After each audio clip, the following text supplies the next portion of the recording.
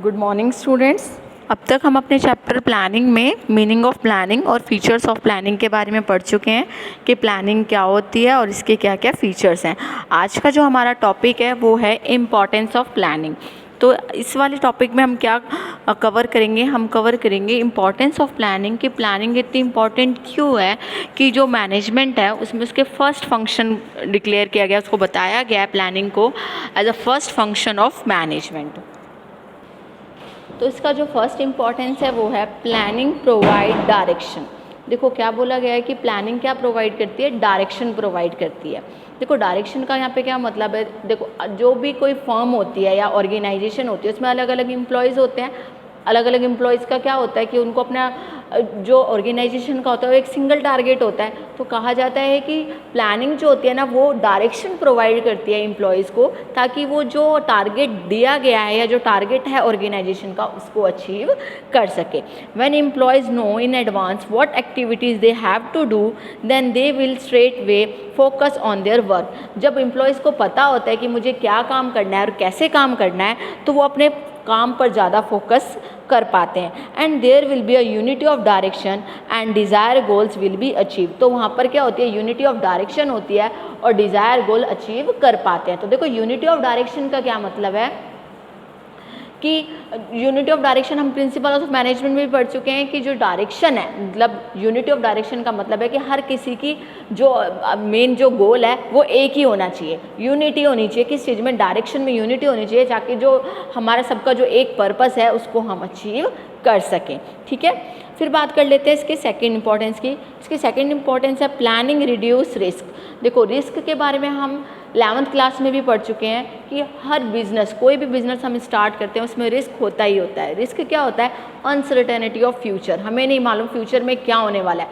Profit होने वाला है, लॉस होने वाला है या इन फ्यूचर क्या हो सकता है बिजनेस में। ठीक है, तो प्लानिंग रिड्यूस रिस्क। देखो सब जानते हैं कि फ्यूचर को प्रेडिक्ट करना बहुत मुश्किल है, बट थ्रू प्लानिंग हम कोशिश कर सकते हैं कि हम फ्यूचर को प्रेडिक्ट कर सके। कैसे कर पाएंगे, थ्रू एक्सपीरियंस। ठीक है, किसके थ्रू, एक्सपीरियंस के थ्रू, क्योंकि हमें पता चल जाता है जो करंट सिचुएशन है और जो हमारा पास्ट एक्सपीरियंस है कि आने वाले टाइम में क्या हो सकता है।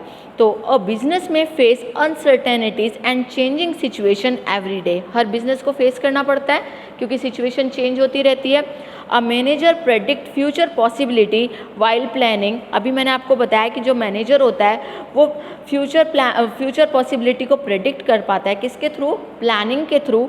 And this help in meeting the coming situation. और वो हमारी मदद करता है कि आने वाले सिचुएशन के साथ हम कॉप अप या कॉपरेट कर सकें। ठीक है, अब इसका थर्ड इम्पॉर्टेंस देखो, प्लानिंग रिड्यूस ओवरलैपिंग। तो ओवरलैपिंग का मतलब समझ लेते हैं, ये बहुत ही नॉर्मल सा वर्ड है जिसके साथ आप सभी लोग फैमिलियर होंगे। ओवरलैपिंग का मतलब होता है रिपीटिशन ऑफ वर्क। ठीक है, तो जो प्लानिंग होती है उसमें हमें पहले से ही पता होता है एम्प्लॉयज़ को मुझे क्या करना है, कितना करना है, कब करना है, तो क्या ओवरलैपिंग होगी, नो।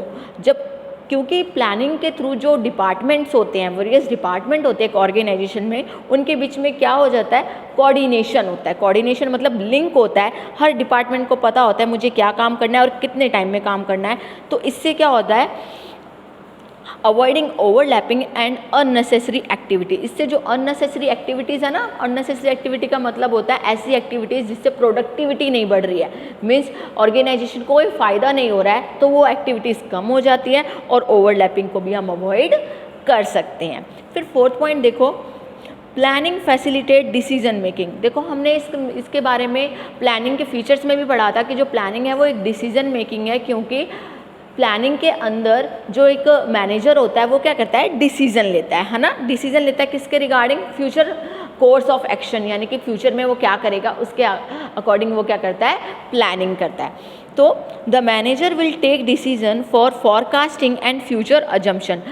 यानी कहने का मतलब ये है कि प्लानिंग के अंदर जो मैनेजर होता है वो ये डिसाइड करता है कि वो क्या करेगा फ्यूचर में और किस तरह से करेगा। ठीक है, फिर बात कर लेते हैं इसके फिफ्थ पॉइंट की। फिफ्थ पॉइंट में वो कह रहा है कि planning promotes innovations and creativity. देखो वर्ड क्या है, इनोवेशंस एंड क्रिएटिविटी। इनोवेशंस का मतलब होता है न्यू थिंग्स। ठीक है, न्यू थिंग्स हम इन्वेंशन करते हैं ना, तो ये उसकी बात कर रहा है। क्या कह रहा है कि जो प्लानिंग होती है वो प्रमोट करती है इनोवेशंस को और क्रिएटिविटी को। अगर हम एक एग्जांपल से समझे तो देखो, आजकल जो मोबाइल है, टू फोल्डेड मोबाइल जो सैमसंग ने लॉन्च किया है, वो बहुत ट्रेंड में है कि टू फोल्डेड मोबाइल आ चुका है मार्केट में कि आप उसको अब क्या कर सकते हो, मोबाइल को फोल्ड भी कर सकते हो। तो जो कॉम्पिटिटर कंपनीज़ हैं, सैमसंग की जो कॉम्पिटिटर कंपनीज़ की बात करें हम, जैसे वीवो हो गई, रियलमी हो गई, ठीक है, तो ये सब जो ये सब कंपनी क्या करेंगी, ये कोशिश करेंगी कोशिश करेंगे कि हम एक ऐसा प्रोडक्ट लेकर आएँ जो क्या कर सके, जो एग्जिस्टिंग प्रोडक्ट है उसको compete कर सके। फॉर एग्जांपल वो हो सकता है कि 3 फोल्डेड फ़ोन लिया है, ठीक है, 3 फोल्डेड फ़ोन लिया, जैसे रेडमी में आया था कि हाँ आने वाले टाइम में हो सकता है कि वो 3 फोल्डेड फ़ोन लाए, तो वो किसको बीट कर पाएगी, 2 फोल्डेड फ़ोन को बीट कर पाएगी जो सैमसंग ने लॉन्च किया है। तो प्लानिंग क्या करती है, प्रमोट करती है इनोवेशंस और क्रिएटिविटी को, ताकि जो मैनेजर है वो नई थिंग्स को अप्लाई कर सके एक बिजनेस में, ठीक है। तो planning helps innovatives and creative thinking among managers because they will think of many new things while planning, क्योंकि जब हम प्लानिंग करते हैं तो बहुत सारे हमारे माइंड में स्टक करते हैं न्यू आइडियाज़, ताकि हम क्या कर सकें, कुछ अच्छा अचीव कर सकें। अब इसका 6th पॉइंट देखो, planning facilitate control. Planning facilitate control. तो देखो बेटा, प्लानिंग जो है वो फर्स्ट फंक्शन ऑफ मैनेजमेंट है और जो कंट्रोलिंग है वो लास्ट फंक्शंस ऑफ मैनेजमेंट है, बट दोनों में बहुत ही ज़्यादा रिलेशनशिप है। बोलने की कोशिश ये कर रहा है कि जो प्लानिंग है वो विदाउट कंट्रोलिंग नहीं हो सकती, और कंट्रोलिंग के बाद हम दोबारा से प्लानिंग करते हैं। तो बता रहा है कि प्लानिंग फैसिलिटेट कंट्रोल। कंट्रोल का मतलब यहाँ पे ह्यूमन बींग्स को कंट्रोल करने से नहीं है, यहाँ पे कंट्रोल करने का मतलब क्या है कि मतलब कोई अगर हमसे मिस्टेक हो गई है, मान लो कोई हमने टारगेट सेट किया था, उसे अचीव करने की कोशिश की थी, अचीव करने की कोशिश तो की, बट वो हम टारगेट जो है वो अचीव कर नहीं पाए, तो हम ये चेक करते हैं, रेमेडीज़ देखते हैं कि भाई ऐसा क्या हो गया कि हम टारगेट्स को अचीव नहीं कर पाए। तो हम क्या करते हैं, करेक्टिव मेजर्स उठाते हैं, स्टेप्स उठाते हैं, ताकि आने वाले टाइम में जो हमारी रह गई है कमियां उसको दूर कर सके। तो ये हम किस में करते हैं, कंट्रोलिंग में। तो क्या कह रहा है वो, प्लानिंग फैसिलिटेट कंट्रोल, मतलब जब आपने प्लान ही नहीं किया कि भाई आपको इन फ्यूचर आपने कितना टारगेट सेट किया, आपने कोई टारगेट सेट ही नहीं किया, तो आप कंट्रोलिंग कैसे करोगे। जब आपने यही नहीं डिसाइड किया कि मुझे इस टाइम तक इतना काम कंप्लीट कर लेना है, जब आपने कोई प्लानिंग नहीं की, तो आप उस पर कंट्रोल क्या करोगे, क्योंकि आपने जब प्लानिंग में यही डिसाइड नहीं किया कि करना क्या है, तो किस चीज़ का कंट्रोल करोगे। अगर आप मान के चल रहा है कि कोई फर्म ने डिसाइड किया है कि मुझे लास्ट ऑफ द ईयर इतना प्रोडक्शन कर लेना है, ठीक है, उसने एक टारगेट बना लिया, फिर अगर टारगेट अचीव नहीं हुआ तब हम कंट्रोलिंग करेंगे, करेक्टिव मेजर्स उठाएंगे। बट जब आपने ये टारगेट ही डिसाइड नहीं किया कि भाई मैंने करना क्या है, तो फिर आप क्या कंट्रोल करोगे। अगर हम बिल्कुल छोटे एग्जांपल से लेके चले, मान के चलो आपने टारगेट बनाया कि मुझे एक चैप्टर पूरा कंप्लीट कर देना है, विद इन डे लगा लो कि पूरे एक दिन में मुझे एक चैप्टर कंप्लीट कर देना है, ठीक है, आपने ये टारगेट बनाया। अब बाई चांस मान के चलो रात होने को आई, बट लेकिन आपका चैप्टर कंप्लीट नहीं हो पाया, तो आप अगले दिन क्या करोगे, कोशिश करोगे कि जो कमियां रह गई थी, मान के चलो मैंने टीवी ज़्यादा देख लिया था या फिर मैं सो ज़्यादा गई थी, मैं उन चीज़ों को कम करूँगी, अननेसेसरी एक्टिविटीज़ को, ताकि मैं अपने टारगेट को अचीव कर पाऊँ। बट आप क्या कर रहे हो, आप कंटिन्यूसली पढ़े जा रहे हो, आपको यही नहीं पता मुझे एक दिन में कितना पढ़ना है, पढ़ लिया तो ठीक है, नहीं पढ़ा तो कोई बात नहीं, तो क्या आप कंट्रोल कर पाओगे, नहीं कर पाओगे, ठीक है। तो किसी भी चीज़ को कंट्रोल करने से पहले आपको क्या करना पड़ता है, प्लानिंग करनी पड़ती है। Then planning and control are inseparable. अभी मैंने आपको बताया प्लानिंग और कंट्रोल को अलग नहीं किया जा सकता, क्योंकि प्लानिंग के बाद हम क्या करते हैं, कंट्रोल करते हैं, कंट्रोल करने पे हम करेक्टिव मेजर्स उठाते हैं और फिर दोबारा प्लानिंग करते हैं, ताकि वो जो मेजर्स हमने उठाए हैं उनको हम फिर से अचीव कर सकें। Then planning help in setting objectives and laying down performance standard. तो देखो प्लानिंग में क्या करते हैं, हम ऑब्जेक्टिव सेट कर लेते हैं और कोशिश करते हैं कि जो हमने स्टैंडर्ड हमने सेट किए हैं उसको हम अचीव कर पाएँ। इसकी 7th इम्पॉर्टेंस देखो, बोल रहा है कि face competition in the market. देखो हम सब जानते हैं कि आजकल जो मार्केट है वो कितनी ज़्यादा चैलेंजिंग हो गई है, क्योंकि अब जो प्रोड्यूसर है वो सिर्फ डोमेस्टिक तक ही सीमित नहीं रह गया। डोमेस्टिक कंट्री क्या होता है, with in boundaries of country, अब वो एक कंट्री तक ही सीमित नहीं रह गया, इंटरनेशनल लेवल पे भी लोग बिजनेस करते हैं। तो देखो अगर हम जितना छोटा एरिया में अपना बिजनेस करेंगे उतने कम चैलेंजेस होंगे हमारे पास, और जितने बड़े एरिया में हम अपना बिजनेस एक्सपेंड करेंगे उतने ज़्यादा चैलेंजेस हमारे लिए बढ़ते जाएंगे, उतने ज़्यादा हमें स्ट्रेटेजी लगानी पड़ेगी कि हम क्या कर सके, बीट कर सके किसको, कॉम्पिटिटर को। तो ये कहने की कोशिश कर रहा है कि face competition in the market में कौन मदद करता है कि हम कॉम्पिटिशन को फेस कर सके मार्केट में, प्लानिंग। अगर आपने जो प्लानिंग की है किसी प्रोडक्ट को लॉन्च करने की या किसी प्रोडक्ट के मार्केटिंग करने की, अगर वो बेटर है as compare to your competitor, तो डेफिनेटली जो आपका प्रोडक्ट है वो मार्केट में सेल होगा। तो वो बताने की कोशिश कर रहा है कि जो प्लानिंग होती है वो मदद करती है किस चीज़ में, कॉम्पिटिशन फेस करने में मार्केट में। To face international competition, every enterprise requires sound planning for bringing efficiency and economy। तो बता रहा है कि कोई भी इकोनॉमी है, वो कोई भी आपकी बिजनेस है, अगर वो चाहता है कि भाई कंपटीशन फेस कर पाए, जो इंटरनेशनल कंपटीशन है उसमें वो रहे और वो बीट कर पाए कॉम्पिटिटर को, तो बहुत ज़रूरी हो जाता है कि वो साउंड प्लानिंग करे। देखो वर्ड यहाँ क्या डाला है, साउंड प्लानिंग। एक होता है प्लानिंग, आपने क्या क्या प्लानिंग कर ली और आप उसको अचीव करने की कोशिश कर रहे हो टारगेट को, और एक होता है साउंड प्लानिंग। साउंड प्लानिंग का तो बिल्कुल सोच समझ के आपने प्लानिंग की है कि हाँ मुझे ये टारगेट इतने तक अचीव करना है, और जो होता है ना अनरियलिस्टिक नहीं है प्लानिंग। कैसी है, साउंड प्लानिंग है कि जो आपने टारगेट सेट किया है ना वो क्या है, अचीवेबल है, कि हम उसको अचीव कर सकते हैं। अनरियलिस्टिक नहीं है कि टारगेट तो सेट कर लिया बट उसको अचीव नहीं कर पाए। ठीक है, इसके बारे में मैं आपको प्रीवियस वीडियो में भी पहले बता चुकी हूँ। तो कहने की कोशिश कर रहा है कि to face international competition every enterprise requires sound planning for bringing efficiency and economy. Economy मतलब हो गया सस्ते पे, ठीक है, चीपली मतलब हम क्या कर सके। एफिशिएंसी का मतलब क्या हो गया, एफिशिएंसी का मतलब होता है प्रॉपर यूटिलाइजेशन और एफिशिएंट यूटिलाइजेशन ऑफ रिसोर्सेज, कि जो भी आपके पास रिसोर्सेज है उसका आप प्रॉपर यूज़ करें।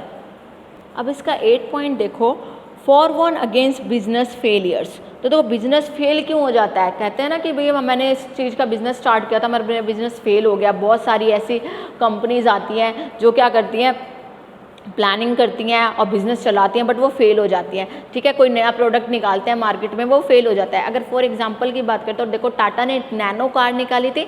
नैनो कार किसके लिए निकाली थी, ताकि बहुत ही सस्ते दामों पर लोग क्या कर सके, एक कार परचेज कर सके। और उनका मेन जो टारगेट था ना, वो टारगेट ये था कि हर जो भी मिडिल क्लास से भी लोअर क्लास लोग हैं वो भी क्या कर सके, हर कोई इंसान कार खरीद सके। ठीक है, उनका मेन टारगेट यही था कि भाई 4 व्हीलर सबके पास अवेलेबल हो पाए। उनका टारगेट, वो जो प्लानिंग थी वो बहुत अच्छे से की गई कि भाई उन्होंने सोचा कि हर कोई मतलब हर किसी पर्सन के पास कार हो जाए। बट क्या हुआ, उन्होंने साउंड प्लानिंग नहीं की। ठीक है, साउंड प्लानिंग का मतलब क्या होगा, अब देखो उन्होंने ये तो सोच लिया कि भाई हर कोई कार परचेज कर लेगा, बट कार परचेज करने के बाद क्या होता है, पेट्रोल का खर्चा होता है, उसके मेंटेनेंस का खर्चा होता है। ठीक है, और अगर आप जितनी, कहने की बात है कि अगर जितनी आप सस्ती कार बनाओगे तो ऑब्वियस है कि उसकी लाइफ टाइम जो है, जो उसकी लाइफ है वो उतनी कम भी हो जाती है, क्योंकि प्रोडक्ट उसके अकॉर्डिंग ही डलते हैं। किसके अकॉर्डिंग डलेंगे, अगर आप कोई मतलब कार सस्ती बना रहे हो तो ऑब्वियसली उसमें चीप प्रोडक्ट डालने पड़ेंगे थोड़े, कि ताकि वो क्या हो कि उसी जोन में आए। अगर मान लो हम कोई महंगी कार बना रहे हो तो उसमें हम क्या करते हैं, लग्जरी कार में बहुत हाई फाई प्रोडक्ट डालते हैं ताकि जल्दी ख़राब ना हो। बट अगर कोई हम नॉर्मल कार बना रहे हैं, या फिर मान के चल रहे हैं कि हम क्या कार बना रहे हैं, एक स्टैंडर्ड कार बना रहे हैं जिसमें हम ये सोच के चल रहे हैं कि वो हर किसी के लिए अवेलेबल हो और उसका कॉस्ट कम हो, तो हम क्या करेंगे, चीज़ें भी उसके अकॉर्डिंग ही डालेंगे। अब कोई लॉस बियर करके बहुत अच्छे प्रोडक्ट डाल के तो सस्ती कार नहीं बेच सकता। तो क्या हो गया, उनकी जो प्लानिंग थी वो फेल हो गई। क्यों, क्योंकि जो नैनो कार थी वो कुछ समय के लिए तो लोगों ने उसको पसंद किया, बट जब उसकी वर्किंग देखा कि पेट्रोल कितना पीती है, स्पीड कितनी है, ठीक है, तो उस चीज़ में अब लोगों ने क्या करना स्टार्ट कर दिया, उसको इग्नोर करना स्टार्ट कर दिया। उसकी मार्केटिंग धीरे धीरे कम हो गई और ऐसा भी दिन आया जब जो नैनो की जो प्रोडक्शन था वो बंद हो गया। ठीक है, तो वो बताने की कोशिश कर रहा है कि अगर प्लानिंग अच्छी ना हो तो उसकी वजह से बिजनेस फेल हो जाता है। तो बिजनेस फेलियर में भी due to wrong and unscientific planning. Unscientific planning का मतलब होता है कि आपने क्या किया है, अनरियलिस्टिक प्लानिंग कर ली जो आप अचीव कर ही नहीं सकते। ठीक है, good and effective planning will help in utilizing every available resource in best possible way. अगर आपने एक अच्छी और इफेक्टिव प्लानिंग की है तो उस प्लानिंग के अंदर आप जितने भी अवेलेबल रिसोर्सेज है उसका अच्छे से यूज़ कर पाओगे। क्योंकि हम प्लानिंग किसके लिए करते हैं, हम प्लानिंग यही देख के करते हैं कि कौन कौन से रिसोर्सेज हमारे पास अवेलेबल हैं ताकि हम उनका एफिशिएंट यूटिलाइजेशन कर सकें। अब देखो 9 पॉइंट में क्या लिखा है, मीटिंग चेंजिंग सिचुएशन। हम सब जानते हैं कि जो बिज़नेस है वो किस में काम कर रहा है, एक ऐसे डायनामिक एनवायरनमेंट में काम कर रहा है जो चेंज होता रहता है ना। हम सब जानते हैं ना, हो सकता है कि आज जो प्रोडक्ट हम यूज़ कर रहे हैं, कल वो जो क्या हो कि वो कल उस यूज़ के लिए ना हो कोई और नया प्रोडक्ट आ जाए, ठीक है। तो क्या हो रहा है, धीरे धीरे सिचुएशन चेंज हो रही है। जैसे पहले हम क्या करते थे, कीपैड वाला फ़ोन यूज़ करते थे, ठीक है, फिर कीपैड के साथ टच वाला फ़ोन आ गया, अब क्या हो गया, पूरा ही टच फ़ोन आ गया। फिर हो सकता है आने वाले टाइम में जो क्या हो गया कि टच स्क्रीन टच वाले क्या LED आए, LCD आए। तो धीरे धीरे धीरे क्या हो रहा है कि तरक्की होती रहती है, ठीक है, चेंजेस आते रहते हैं। तो वो भी बताने की कोशिश कर रहा है कि जब हम प्रॉपर प्लानिंग करेंगे अकॉर्डिंग टू सिचुएशन, तो हम उस चेंज जो सिचुएशन चेंज हो रही है उसके साथ कोऑपरेट कर पाएंगे। तो देखो, the economic and political situation is fast changing. जो इकोनॉमिक चेंजेस होते हैं और पॉलिटिकल चेंजेस होते हैं, हमने पढ़ा हुआ है ना इनके बारे में। पॉलिटिकल चेंजेस में क्या होता है, रूल्स रेगुलेशन चेंज कर दिया किसी गवर्नमेंट ने। इकोनॉमिक में क्या हो गया कि परचेजिंग पावर लोगों के पास है नहीं है, लोग क्या कर रहे हैं क्या नहीं, ठीक है। तो the economic and political situation is fast changing, वो बहुत जल्दी जल्दी चेंज होती रहती है। तो a business is required to adjust according to situation. तो अच्छा बिजनेसमैन कौन होता है, जो सिचुएशन के अकॉर्डिंग अपनी प्लानिंग चेंज कर सके, अपने जो उन्होंने टारगेट सेट किए हैं उसे चेंज कर सके। So planning help a business to keep pace with changes. तो क्या करती है, जो अगर आपने साउंड प्लानिंग की है, साइंटिफिक प्लानिंग की है, तो एक बिजनेसमैन की मदद करती है कि वो उस चेंजेस के साथ क्या कर सके, एडजस्ट कर सके, ठीक है।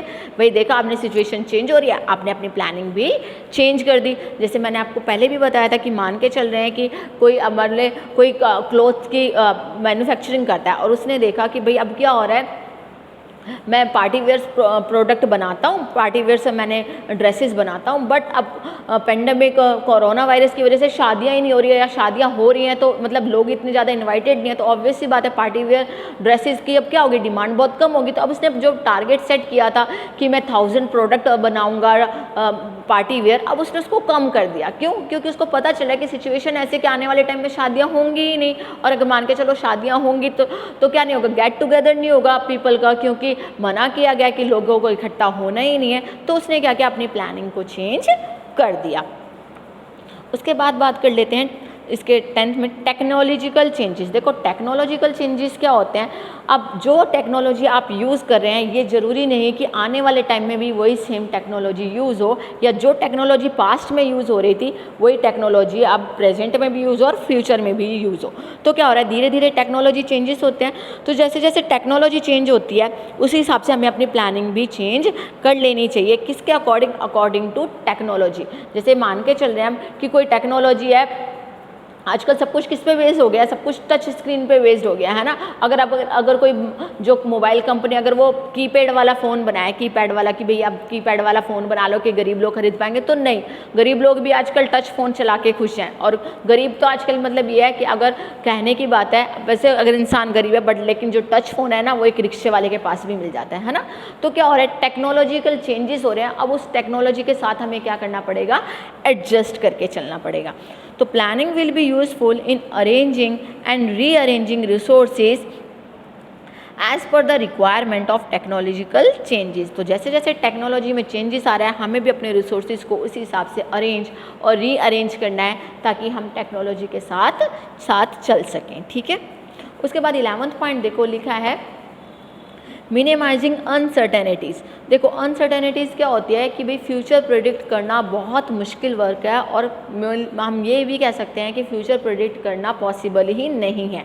बट क्या होता है कि जो प्लानिंग में क्या होता है, प्लानिंग के थ्रू जो हमारे पास्ट एक्सपीरियंस होते हैं और जो हम अजम्पशंस लगाते हैं, साइंटिफिक अब जो हम प्लानिंग करते हैं उसके थ्रू हम क्या कर पाते हैं, मिनिमाइज़ कर पाते हैं अनसर्टेनिटी को कि फ्यूचर हैपनिंग क्या हो रही है उसके बारे में हम एक क्या कर पाते हैं, एक अजम्पशन लगा पाते हैं, ठीक है। क्या लगा पाते हैं, एक अजम्पशन लगा पाते हैं, यानी कि करंट सिचुएशन देख के और जो पास्ट के एक्सपीरियंस है उनको देख के हम क्या करते हैं, एक साइंटिफिक प्लानिंग करते हैं ताकि जो हम मिनिमाइज़ कर सके अनसर्टेनिटी। अनसर्टेनिटीज़ का मतलब है अचानक से कोई चीज़ हो जाए ना तो बिज़नेस को उसको साथ कोऑपरेट करने की बहुत प्रॉब्लम होती है। बट आपने प्लानिंग की हुई थी कि हाँ हो सकता है आने वाले टाइम में ये सिचुएशन आ जाए, तो अब उसके साथ कॉप अप करने में आपको बहुत आसानी होगी और हो सकता है कि आप उसके साथ जो सिचुएशन आई है उसके साथ ईजीली डील कर सकें। तो planning certainly minimize future uncertainties by basing its decision on past experience and present situation. तो जो आज की सिचुएशन है और जो हम पास्ट एक्सपीरियंस लेके चल रहे हैं उसके थ्रू हम प्लान के थ्रू हम क्या कर सकते हैं, मिनिमाइज़ कर सकते हैं अनसर्टेनिटी को। तो ये जो मैंने आपको 11 पॉइंट्स बताए हैं तो बहुत इंपॉर्टेंट पॉइंट्स बताए हैं। इसके अलावा भी 1-2 पॉइंट है, जैसे बेटर यूटिलाइजेशन ऑफ रिसोर्सेज। जो ये बेटर यूटिलाइजेशन वाला रिसोर्सेज वाला पॉइंट है, ये हमारी एफिशिएंट यूटिलाइजेशन अभी हमने पढ़ा है ना, एफिशिएंसी इंक्रीज़ करने वाला, उसमें कवर अप हो गया है, इसलिए मैंने उसको अलग से नहीं बताया। और इकोनॉमी इन ऑपरेशन का मतलब होता है कि आप क्या कर रहे हैं, इसका जो एक और अनदर जो इम्पोर्टेंस है वो है इकोनॉमी इन ऑपरेशन, मतलब जो भी आप काम कर रहे हैं वो इस वे में करें। तो ये भी किस में आ जाता है, आपका एफिशिएंट यूटिलाइजेशन ऑफ रिसोर्सेज में आता है कि आप जो चीज़ आप प्रोड्यूस कर रहे हैं वो इकोनॉमी हो, मतलब कुछ भी वेस्टेज ना हो, सस्ते में हम प्रोडक्ट बना पाएँ। ठीक है, फिर लास्ट जो इसकी एक है इम्पॉर्टेंस वो ये भी है, फैसिलिटेट डेलीगेशन। तो डेलीगेशन का मतलब हम प्रिंसिपल्स ऑफ मैनेजमेंट में पढ़ चुके हैं कि अब देखो हर किसी वर्कर को पता है कि मुझे क्या काम करना है, किस तरह से काम करना है, कब करना है, क्यों करना है, सब कुछ पता है प्लानिंग में। तो अब उसको डेलीगेट कर देगा कौन, जो मैनेजर है, अथॉरिटी, अपनी कुछ अथॉरिटी उस पर्सन को डेलीगेट कर देगा। डेलीगेट करने का मतलब क्या होता है, ट्रांसफ़र। ठीक है, अपनी अथॉरिटी ट्रांसफ़र कर देगा उस पर्सन को ताकि वो अपना काम अच्छे से कर सके। ठीक है, तो जो पॉइंट मैंने आपको बताए हैं 11 पॉइंट, ये बहुत इंपॉर्टेंट पॉइंट है। इसके अलावा भी फर्दर बहुत सारे पॉइंट्स हैं बट मैंने उनके बारे में आप डिस्कस नहीं किया है। ठीक है, तो एक बार हम रिवाइज़ कर लेते हैं कि इसके कौन कौन से इंपॉर्टेंस है। तो सबसे पहले हमने पढ़ा था प्लानिंग प्रोवाइड डायरेक्शन, फिर हमने पढ़ा प्लानिंग रिड्यूस रिस्क, फिर थर्ड इसकी इंपॉर्टेंस पढ़ी हमने प्लानिंग रिड्यूस ओवरलैपिंग, फिर फोर्थ हमने पढ़ी प्लानिंग फैसिलिटेट डिसीजन मेकिंग, फिर फिफ्थ हमने इसकी इंपॉर्टेंस पढ़ी planning promote innovations and creativity, sixth थी planning facilitate control, seventh face competition in the market, eight forewarn against business failures, ninth meeting changing situations, फिर 10th के बारे में पढ़ा हमने टेक्नोलॉजिकल चेंजेस, और 11th कौन सी है हमारी, मिनिमाइज अनसर्टेनिटीज़। ठीक है, तो ये हमने आज के टॉपिक में क्या कवर किया है, importance of planning. I hope कि आपको अच्छे से समझ में आए कि क्या क्या इम्पोर्टेंस है प्लानिंग की।